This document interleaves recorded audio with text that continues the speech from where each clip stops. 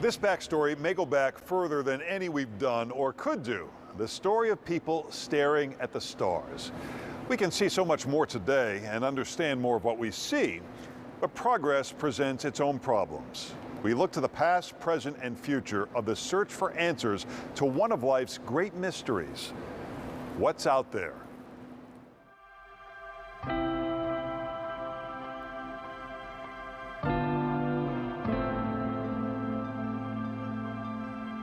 One thing that separates astronomy from the rest of science is that you don't have to have a PhD in astrophysics to peer through a telescope and marvel at the night sky. That's exactly what connects us through the millennia with people from the past, is we all look up at the sky and wonder. The disadvantage is, of course, most of that stuff is out there, not right in front of us. Science shows us how to connect. Astronomy is awe-inspiring. To be able to see the beauty in the construction of something, the beauty of how something works, the fact that you can use a mathematical formula and figure something out and go, and there it is right there. I can see the connection.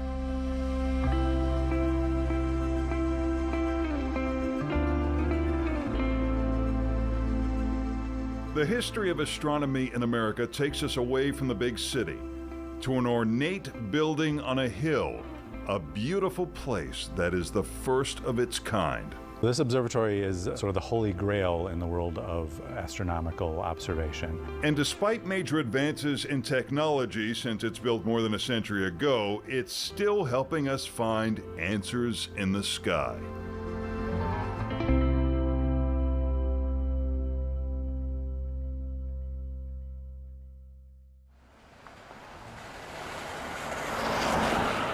Irving Olson wants to see stars, but astronomy takes time to locate the right site, and wind and rain can interrupt a viewing session, leaving Irving to start his search again some other night. But this gives him an idea: a farm silo. It inspires his new product in 1955. A cost-efficient, easy-to-operate observatory, the Ash Dome.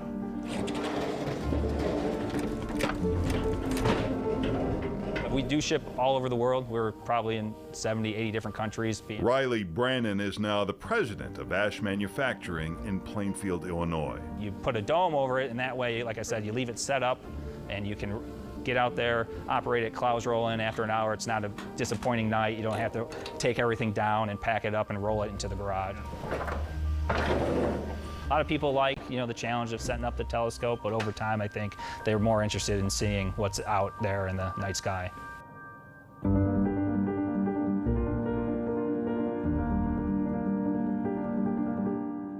What's out there? What's our place in the blackness? And do we share it with anyone? Scientists study more nuanced questions, but these are the ones that are front and center, and the evidence is far and scattered. And people want to know, are there aliens there? Is there life there?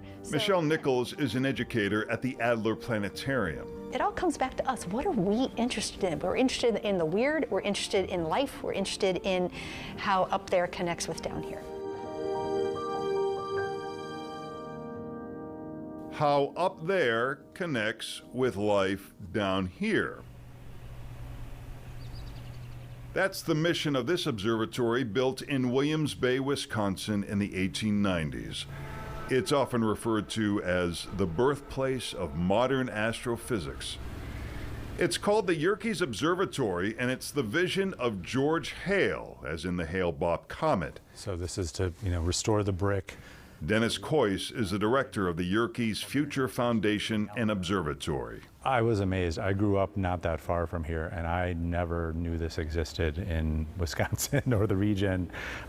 My jaw dropped when I drove up the driveway. It's just something that you are shocked exists in your community you knew nothing about. And out here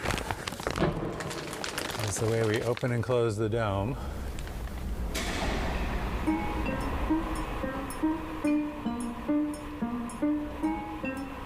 At the turn of the century, its telescope is the largest in the world.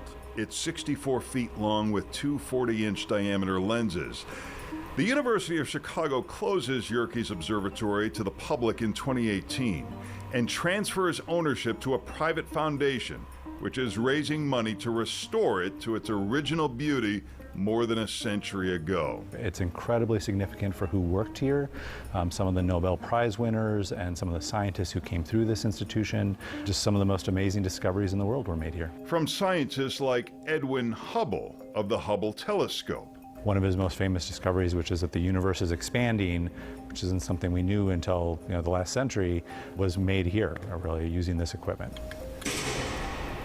The University of Chicago chooses Williams Bay, Wisconsin, 90 miles away from the city, because even in the late 19th century, light pollution is an issue. It's just an amazing piece of engineering and technology. This is a mechanical roof, that weighs tons, built in the 1890s, at the time when people were still discovering how to build bridges properly and things. It's incredible that it still runs and still works, and it's just so cool to be a part of restoring it and bringing it back to life. So this is the largest elevator in the U.S., we're told. So the eyepiece could be at an angle, at any height. Right, because if you're shooting low at the horizon, the telescope might be almost horizontal. If you're shooting, a really high in the horizon star, it might be almost vertical, and so the floor had to accommodate anything in between. Albert Einstein is so impressed, he requests a visit during his trip to the United States in May of 1921. Clearly was one of the highlights of his trip, so he's kind of a local hero. It's grown in stature over the years. I think now people say practically he lived here, he founded a bakery here or whatever, but he was here for a day, but that's still pretty amazing. Right. There we go. In the old days of the giant telescope, scientists capture images on glass plates. And basically these are inverted. So what you're seeing is dark spots on here were the stars, and it has the information on when this one was taken. This was May 17th and 18th, 1939. 177,000 are still stored here at the Yerkes Observatory because they still have a place in the world of high-tech astronomy. It lets you travel back in time, basically. It's what did the moon look like 125 years ago, or what did this star cluster look like, and how has it changed in 125 years?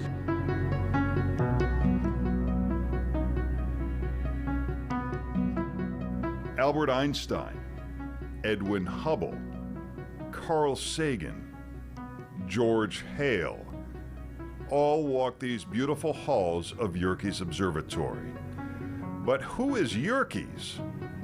Charles Yerkes is a wealthy transportation tycoon who owns 2/3 of Chicago's street railways.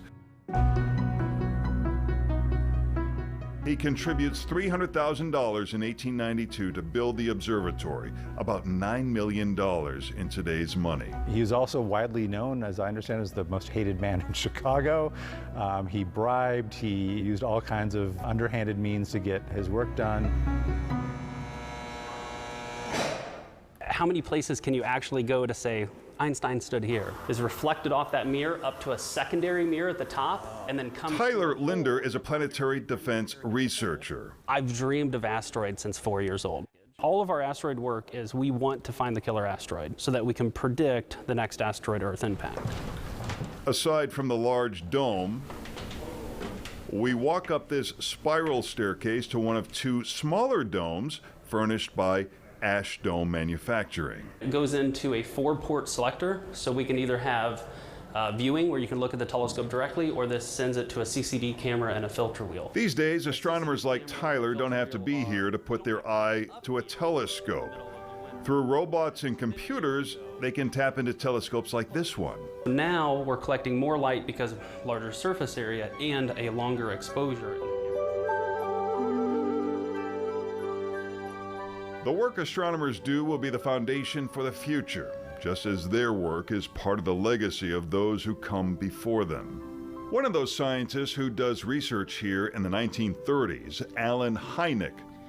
The government relies on him to essentially debunk unidentified flying objects. Hynek then becomes a UFO proponent, and in 1973 starts the Center for UFO Studies in Evanston, Illinois.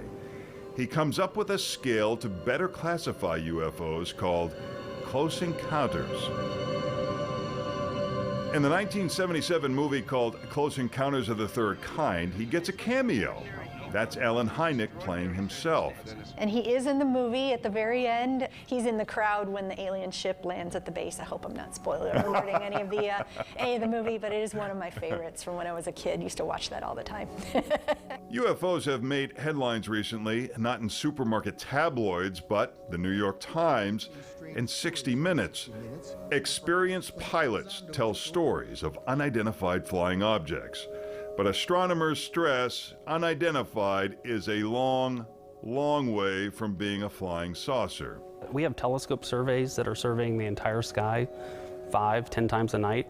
So unless aliens know our observing cadence, we've never detected something that we don't know what it is.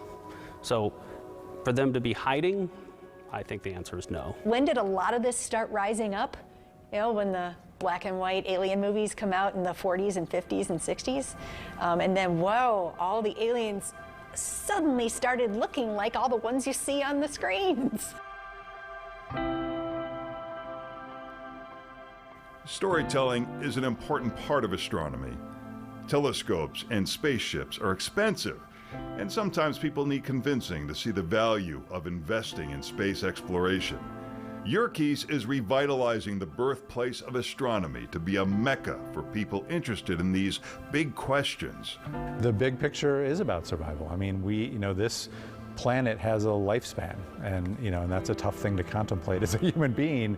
But some future generation is going to need to have an answer on where do we go next, or how can we survive as a species? Asteroids, light pollution, space junk.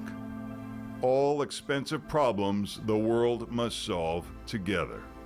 I may not be able to make major scientific discoveries, right, in my career, but you never know who you're teaching who will. What 5-year-old are you going to inspire for that next generation who is going to be that Einstein?